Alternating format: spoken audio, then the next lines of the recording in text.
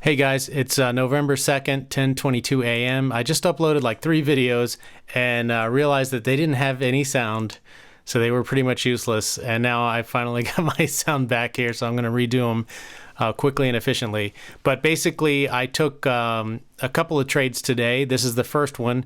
This is Anpc. This was in the pre-market, and just to give you a little background, it was the top gainer, or it was like the third top gainer, but it was the best looking one of the bunch on the Webull top gainer pre-market watch list. You can see it's only like 8:49 a.m., so this was still the pre-market. And at this point, I checked the breakout strength of these breakouts here, the break of the high of a 1 minute candle, and they were really strong. This was like a 20-cent move essentially on this 1 minute candle, so that's what piqued my interest and made me want to look for an entry. And so at this point, I was watching for this candle to break the high of this 1 minute candle, and it does that pretty quickly here. So this was a nice small 1 minute candle that, so there you go. You saw my entry real quick. Let me just go back to that. Whenever I trigger my hotkeys, you'll notice on the left-hand side of the screen, you saw those little buttons pop up there. So that's my hotkey being triggered, which is the same thing as if I click this with the mouse, but I just like to use the hotkeys because it's faster.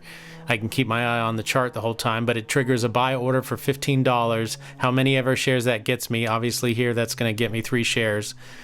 And the submitting is the order going through. It went through really quickly, and it got me filled exactly where it should. That's where the ask price was when I hit the button, and you have, basically you're going to be buying the ask and selling the bid. So watch up here for the ask price when I hit my hotkeys to buy. There, I hit the hotkeys. It's at 433. I get filled at 433. So I'm just doing that to show you how things work. Webull works 99% of the time. It works exactly how it's supposed to, and that's how you would have been filled on any other broker. So here's the way this trade played out. I was buying for the break of that 1 minute candle, and I wanted to see it shoot up just like it did over here, right? So now I'm into this trade, and it's not really doing that. Also, in the back of my mind, there's a lot of psychology going on because it's the day before the elections. The markets were crazy last week. There was a huge sell-off, and I'm already kind of feeling kind of sketchy about being in a trade today. But I was still taking it because this thing, was giving the breakouts that I look to get. I like to get a 10 or 20 cent move if I can. Even a 5-cent move, if is not too bad. But this thing isn't doing what I wanted it to do. It's kind of chopping around. I'm in the red right away, and I'm already, with all that other stuff going on, I'm thinking this isn't going to work out. I'm going to get stopped out. Notice where I have my cursor set. I had my stop in mind right away. I knew before I even got into the trade that my stop was going to be the bottom of this candle. I'm just checking the exact price. I knew the range of this candle before I got in, so I knew with almost certainty what my stop was going to be and what my potential loss was going to be, and I was okay with that going into the trade. You should never enter a trade unless you know where your stop's going to be and you know how much you're willing to lose. And always assume that the trade will lose or can lose with at least 50% chance, no matter how good the setup is. So anyway, that's what I'm doing here, and I'm thinking it's going to hit my stop loss because of all the things that I just mentioned. So I'm not feeling that good about this trade at this point.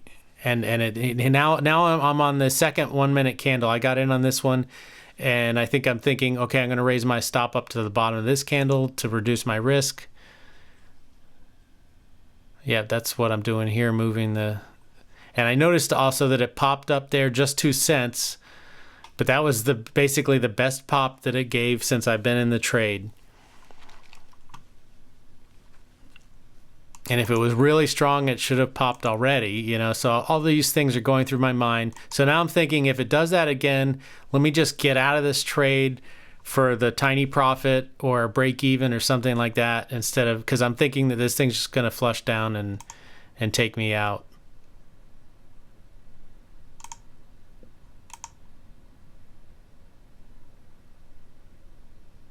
All right, so that's where I got out, and got out at 435. So it was a tiny profit, only 6 cents.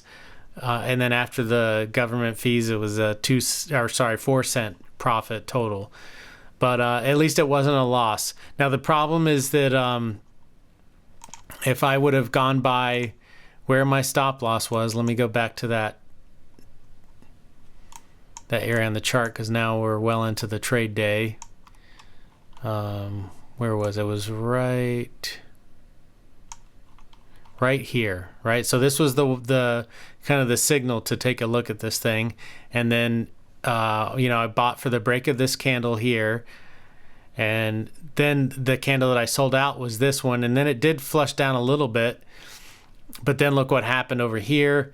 It went to 444, so I would have gotten the profit that I wanted if I would have stayed in the trade. But I was expecting it to do something like this. It didn't do it. And with all of the stuff going on, I got out a little bit early, but I'm not going to beat myself up about it, because the way the market's been lately, and with all this election stuff going on, it's pretty sketchy. So, it turns out in this case, if I would have stayed in, it would have been a better win, but I think it was just as likely to sell off. And you could see that it kind of did sell off eventually. So, and then at the open, I did end up taking a trade over here, which I'm going to make another video about, but this is just about the pre-market trade on Anpc. So that's it. It was a 4 cent win, but it wasn't a loss.